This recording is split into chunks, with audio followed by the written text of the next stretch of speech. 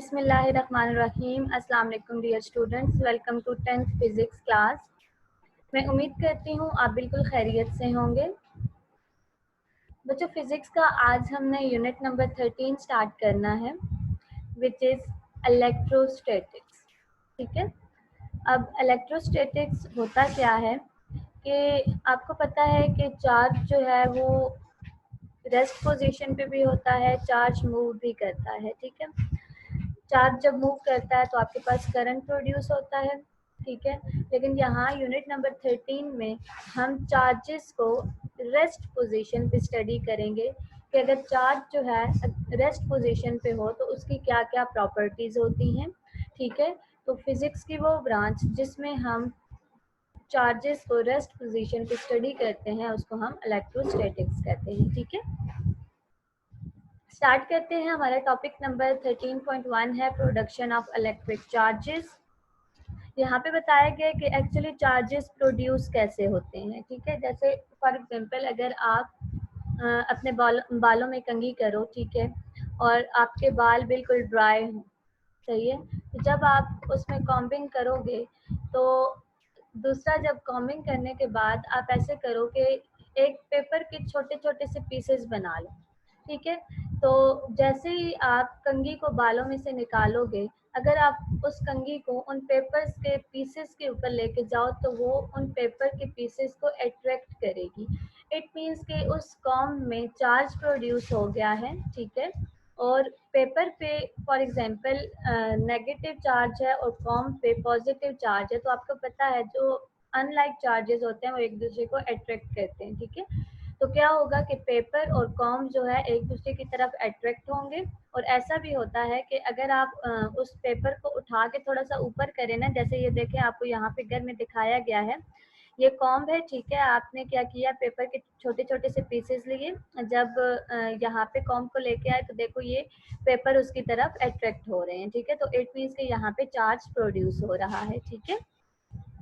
Activity यहाँ पे आपको बताई गई है कि लेट्स सपोज अगर आप लेते हो प्लास्टिक रॉड लो। ठीक है। मैं आपको बता देती हूँ एक्टिविटी, आप लोग खुद पढ़ लीजिएगा। आप रॉड लो और उसको रब करो फर के साथ। ठीक है। आपने उसको रब कर लिया। अब आप एक और रॉड लो, उसको भी फर के साथ रब करो और उन दोनों रॉड्स को आप एक दूसरे के करीब लेके आओ। ठीक है। तो आप देखोगे कि वो दोनों रॉड्स जो हैं वो एक दूसरे को रिपेल करेंगे। ठीक है।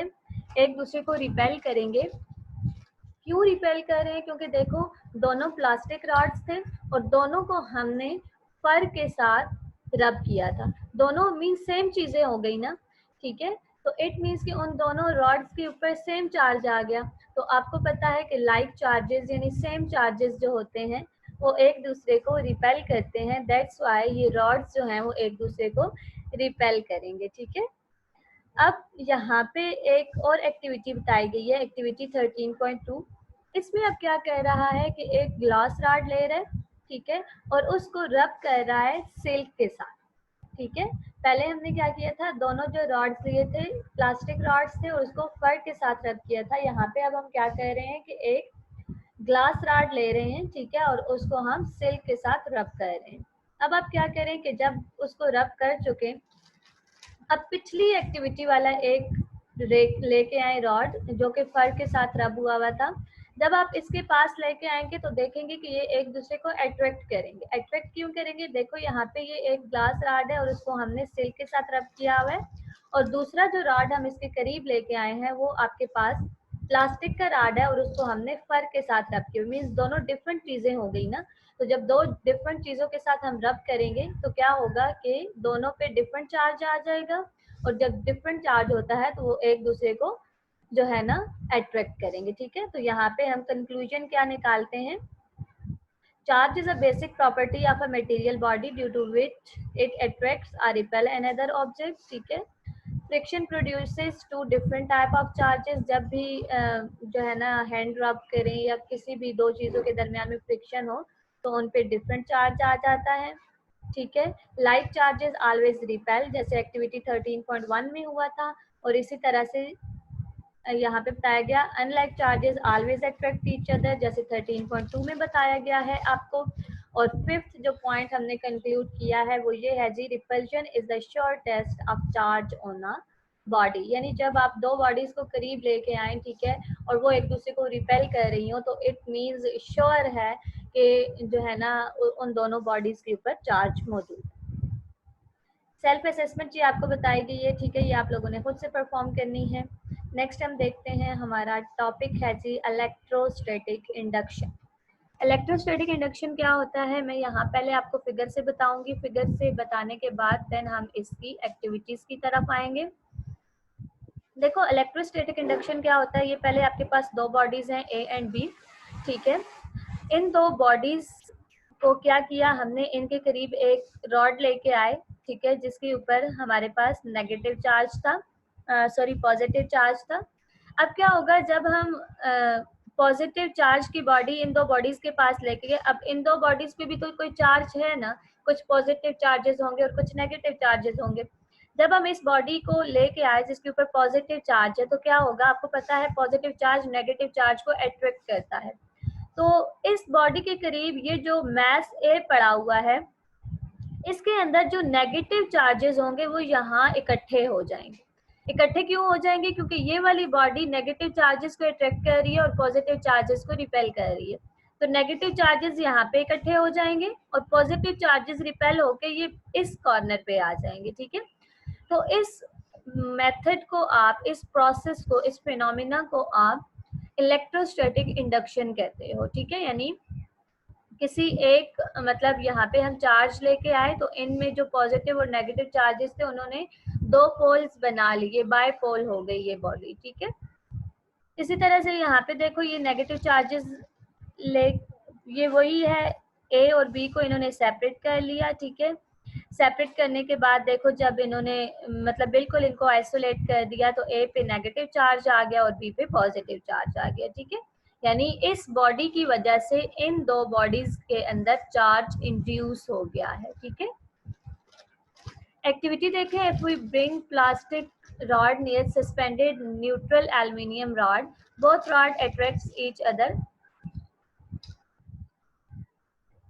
This attraction between the charged and uncharged rod show as if both rods have unlike charges, but this is not true.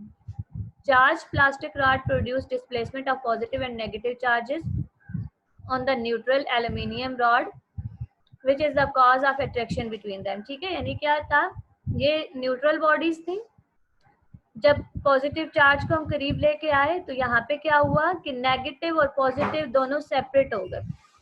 Separate हो गए तो जाहिर सी बात है ये पॉजिटिव है ये नेगेटिव है, ये यहाँ पे अट्रैक्शन होगी ना, ठीक है। अट्रैक्शन से ये लग रहा है कि अगर इस बॉडी पे पॉजिटिव चार्ज है तो इस पे नेगेटिव होगा, लेकिन ऐसा नहीं है, ये बॉडी तो हमने न्यूट्रल ली थी ना, ठीक है। ये इलेक्ट्रोस्टैटिक इंडक्शन की वजह से ऐसे हो रहा है कि इस पॉजिटिव चार्ज की वजह से यहाँ पे जो चार्जेस थे वो कुछ अट्रैक्ट हो गए हैं और कुछ रिपेल हो गए हैं, ठीक है। But total charge of aluminium rod is still zero. Total charge इसका जीरो होगा क्योंकि ये पहले न्यूट्रल बॉडी थी। जब हम इसके करीब पॉजिटिव बॉडी को लेके आए तो कुछ बॉडी पे नेगेटिव चार्ज आ गया और कुछ पॉजिटिव चार्ज आ गया, ठीक है। वो किस वजह से आया, जो हम पॉजिटिव चार्ज वाली बॉडी लेके आए। अगर हम वैसे देखें तो इन पे चार्ज न्यूट्रल ही है, यानी ये बॉडी न्यूट्रल ही है, इस पे चार्ज जीरो होगा क्योंकि देखो यहाँ पे जितने नेगेटिव चार्जेस हैं उतने यहाँ पे पॉजिटिव चार्जेस है। जब हम इनका सम लेंगे तो ये इक्वल टू जीरो आएगा और वापस बॉडी जो है वो न्यूट्रल हो जाएगी। It implies that attraction is not the sure test of charge on body. अब पीछे उन्होंने क्या कंक्लूड किया था कि repulsion is the sure test of charge on body. अब यहाँ पे उसने प्रूव कर दिया कि अगर कोई बॉडी अट्रैक्ट हो रही है तो इसका मतलब हरगिज नहीं है कि दोनों बॉडीज के ऊपर चार्जेस हैं, ठीक है। अब यहाँ पे एक्टिविटी 13.4 करेंगे, ठीक है। चार्जिंग बाय इंडक्शन कैसे होती है। Bring two metal spheres A and B, यहाँ पे यही फिनोमेना आपको बता रहा है कि पहले बॉडी न्यूट्रल थी, जब हमने ये रॉड इसके करीब लेके आए तो इलेक्ट्रोस्टैटिक इंडक्शन का फिनोमेना हुआ और एंड पे देखो ए और बी को जब हमने सेपरेट किया तो ए पे नेगेटिव चार्ज आ चुका था और बी पे पॉजिटिव चार्ज आ चुका था, ठीक है। इलेक्ट्रोस्टैटिक इंडक्शन एक्चुअली क्या होती है कि किसी भी चार्ज्ड बॉडी की वजह से किसी दूसरी न्यूट्रल बॉडी के ऊपर चार्ज आ जाए। Whenever a charged body is brought close to an insulated conductor, the near end of conductor develops an unlike charge while the far end of the conductor develops a like charge. This separation of charges is called electrostatic induction। ठीक है, यानी देखो ना, यहाँ पे हम positive charge लेके आए थे, पॉजिटिव का अनलाइक चार्ज कौन सा होता है, नेगेटिव, तो इसके जो नियर एंड था ना इस बॉडी का, यहाँ पे नेगेटिव चार्ज यानी अनलाइक चार्ज आ गया, और जो इसका फार एंड था यहाँ पे ये पॉजिटिव यानी लाइक चार्ज आ गया। ठीक है, ये आप लोगों ने मजीद इसको स्टडी कर लेना है। नेक्स्ट है हमारे पास इलेक्ट्रोस्कोप। इलेक्ट्रोस्कोप हमारे पास चार्जेस की डिटेक्शन के लिए यूज होती है। यहाँ पे इसकी कंस्ट्रक्शन बताई गई है कि ये किस तरह की होती है। The gold leaf electroscope is sensitive instrument for detecting charges. It consist of a brass rod with a brass disc at the top of two leaves of gold foil hanging at the bottom. The rod passes through an insulator that keeps the rod in place. The whole assembly is fitted in a glass jar. Charges can move freely from the disc to the leaves। ठीक है, यानी यहाँ पे अगर कोई body लेके आते हैं ना, ठीक है, तो अभी फिलहाल डिस्क न्यूट्रल है, तो आपको पता है जब हम कोई बॉडी लेके आएंगे तो इलेक्ट्रोस्टैटिक इंडक्शन की वजह से यहाँ पे अनलाइक चार्ज प्रोड्यूस हो जाएगा।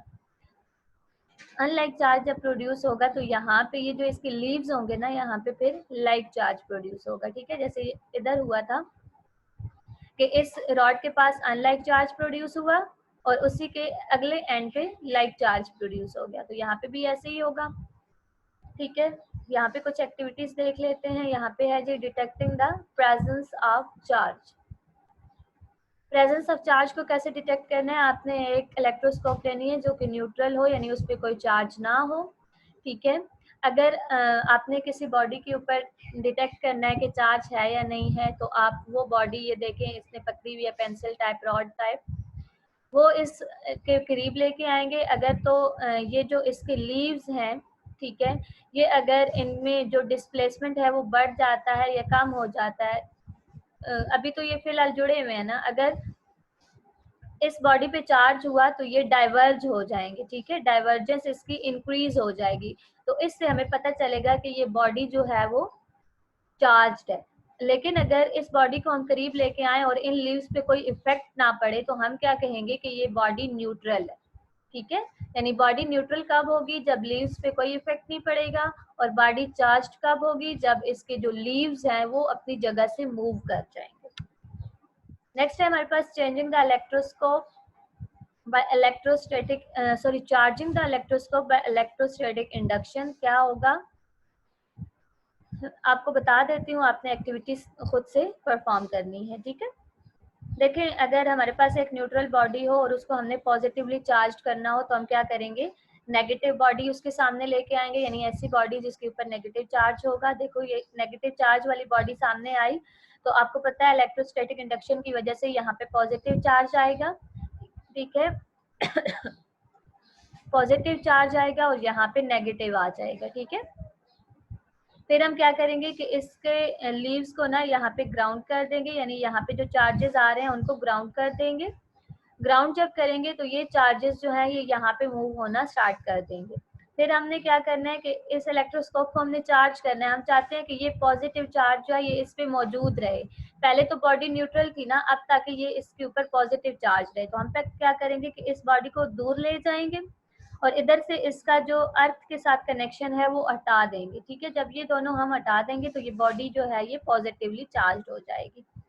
इलेक्ट्रॉन्स चूंकि वो इधर अर्थ की तरफ फ्लो कर जाएंगे और यहाँ पे टोटल आपके पास पॉजिटिव चार्ज आ जाएगा। ठीक है, इसी तरह से अगर आपने इलेक्ट्रोस्कोप को नेगेटिवली चार्ज करना है, तो यहाँ पे आप पॉजिटिव चार्ज वाली बॉडी लेके आएंगे।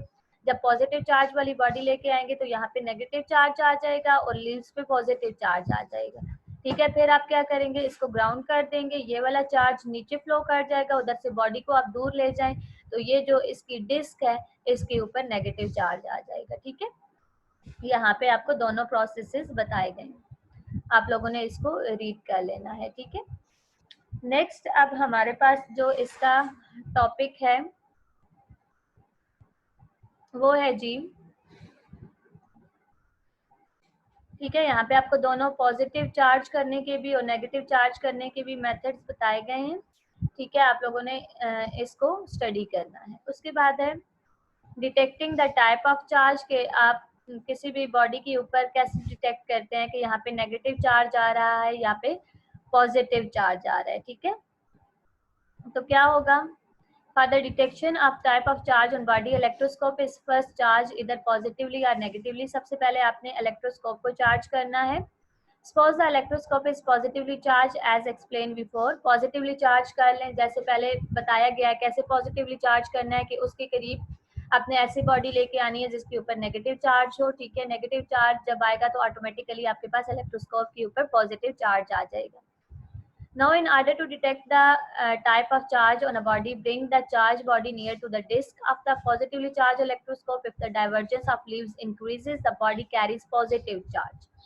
देखो, हमारे पास इलेक्ट्रोस्कोप थी पॉजिटिवली चार्ज। अगर हम कोई बॉडी लेके आते हैं, लेट्स सपोज उस बॉडी के ऊपर पॉजिटिव चार्ज है, ठीक है, तो जो इलेक्ट्रोस्कोप के लीव्स हैं वो डाइवर्ज कर जाएंगे। इट मीन्स कि उनके दरमियान जो डिस्टेंस है वो ज्यादा हो जाएगा। क्यों? क्योंकि वो रिपेल कर रहे हैं। ठीक है, क्योंकि बॉडी पे भी पॉजिटिव चार्ज है, इलेक्ट्रोस्कोप के भी ऊपर पॉजिटिव चार्ज है, दोनों पॉजिटिव चार्ज की वजह से वो लीव्स जो है वो एक दूसरे को रिपेल करेंगे। और अगर लीव्स के दरमियान में जो डिस्टेंस है वो डिक्रीज हो जाता है तो हम कहेंगे कि नेगेटिव चार्ज। ठीक है, और इसी के रिवर्स में अगर जाएं, अगर आपने इलेक्ट्रोस्कोप को नेगेटिवली चार्ज किया हुआ है और बॉडी को आप लेके आते हैं और बॉडी अगर पॉजिटिव चार्ज है तो आपके जो लीव्स हैं इलेक्ट्रोस्कोप के वो उनके दरमियान डिस्टेंस कम हो जाएगा, और अगर वो नेगेटिवली चार्ज है तो वहाँ पे डिस्टेंस ज्यादा हो जाएगा, रिपेल करेंगे एक दूसरे को। एक और आपके पास यहाँ पे टॉपिक है आइडेंटिफाइंग कंडक्टर एंड इंसुलेटर्स। आपको पता है कंडक्टर्स जो है ना वो कंडक्शन अच्छी करते हैं, यानी उनमें चार्जेस जो है वो अच्छे से फ्लो करते हैं। तो जब कंडक्टर को आपने डिटेक्ट करना होगा, अगर आप कंडक्टर को इलेक्ट्रोस्कोप के पास लेके आते हैं और उसके जो लीव्स हैं वो इतने ज्यादा डाइवर्ज कर जाते हैं, ठीक है, यानी अपनी लिमिट से भी हट जाते हैं, तो वहां पे वो कंडक्टर को शो करेगा, क्योंकि वहां पे बहुत ज्यादा चार्जेस फ्लो कर रहे हैं।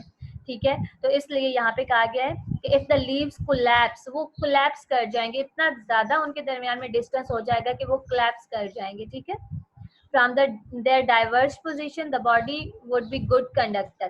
ठीक है, अगर वो कोलैप्स कर जाते हैं तो बॉडी गुड कंडक्टर होगी। If there is no charge in the divergence of the leaves, it will shown that the body under test is an insulator। ठीक है, यानी अगर आपके जो इलेक्ट्रोस्कोप है उसमें कोई मतलब उसके लीव्स पे कोई इफेक्ट नहीं पड़ा तो आप क्या कहेंगे कि वो बॉडी इंसुलेटर है, और अगर कोलैप्स कर जाती है तो वो बॉडी कंडक्टर होगी। नेक्स्ट हमारा टॉपिक है कूलम्स लॉ। कूलम्स लॉ की पहले हम जो है ना स्टेटमेंट देख लेते हैं। The force of attraction or repulsion between 2 point charges is directly proportional to the product of magnitude। पहले हम यहाँ तक देख लेते हैं। इसने बताया कि 2 पॉइंट चार्जेस लो। ठीक है, पॉइंट चार्जेस मीन कि उनका साइज बहुत स्मॉल होगा, बिल्कुल एक पॉइंट की तरह होगा। ठीक है, उनके दरमियान में जो फोर्स ऑफ अट्रैक्शन या रिपल्जन हो, क्योंकि अभी हमने नहीं बताया कि एक पॉजिटिव चार्ज लेना है एक नेगेटिव लेना है, या दोनों पॉजिटिव लेने हैं या फिर दोनों नेगेटिव लेने, यानी चार्ज की अभी हमें नेचर नहीं बताएगी, जस्ट उसका साइज बताया गया कि वो पॉइंट चार्ज होना चाहिए। उनके दरमियान जो चाहे वो फोर्स ऑफ अट्रैक्शन है चाहे रिपल्जन है वो डायरेक्टली प्रोपोर्शनल होगी उनके मैग्नीट्यूड के प्रोडक्ट के, यानी Q1 and Q2 let's suppose उन दोनों चार्जेस का प्रोडक्ट है तो F is directly proportional to Q1 and Q2 and inversely proportional to the square of the distance between them. और इनके दरमियान let's suppose square distance R है तो फोर्स इनवर्सली प्रोपोर्शनल होगी distance of square of distance के। ठीक है, इन दोनों को अगर आप कंबाइन करो तो ये आपके पास आ जाएगा F is directly proportional to Q1 Q2 divide by R square. Sign of proportionality को हटाओ तो यहाँ पे कांस्टेंट ऑफ प्रोपोर्शनलिटी लगेगा, F is equal to K Q1 Q2 divide by R square. अब यहाँ पे बताया है F is the force between the two charges and is called Coulomb force. Q1 and Q2 are the magnitude of the charges and R is the distance between two charges. ठीक है, यानी F force है, K proportionality constant है, Q1 Q2 magnitudes हैं और R जो है वो डिस्टेंस है। नेक्स्ट आपको बताया गया है the value of K depends upon medium between two charges. If the medium between the two charges is air then the value of K in SI unit is this. देखो कहता है कि Q1 और Q2 के दरमियान में जो medium है, मीडियम पे डिपेंड करता है कि फोर्स कितनी होगी। और यहाँ पे अब ये बता रहा है कि अगर दो चार्जेस के दरमियान में एयर हो तो फिर के की वैल्यू ये होगी, ठीक है, के की वैल्यू फिर ये होगी। उसके बाद है Coulomb's law is true only for point charges whose sizes are very small as compare to the distance between them, ठीक है, यानी कूलम्स लॉ जो है सिर्फ किस लिए होल्ड करता है कि पॉइंट चार्जेस के लिए, ताकि उनके डिस्टेंस के मुकाबले में उनका जो साइज है वो बहुत कम होना चाहिए, ठीक है। ये आप लोगों ने 2-3 टॉपिक्स जो मैंने आपको करवाए हैं ये आप लोगों ने अच्छी तरह से स्टडी करने हैं ताकि आप लोगों को इनके कॉन्सेप्ट्स क्लियर हो जाएं। जस्ट एक्टिविटीज बताई गई हैं यहाँ पे, एक्टिविटीज को आप लोगों ने एक बार ध्यान से पढ़ लिया तो आपको सारा कॉन्सेप्ट क्लियर हो जाएगा। इसके अलावा कूलम्स लॉ ये एक इम्पोर्टेंट टॉपिक है, आप लोगों ने इसको अच्छे तरीके से प्रिपेयर करना है। इसकी जो एग्जाम्पल है 13.1 इसको भी आप लोगों ने देख लेना है, ठीक है। नेक्स्ट लेक्चर में हम अपना अगला टॉपिक स्टार्ट करेंगे, तब तक अपना ख्याल रखिएगा। अल्लाह हाफिज।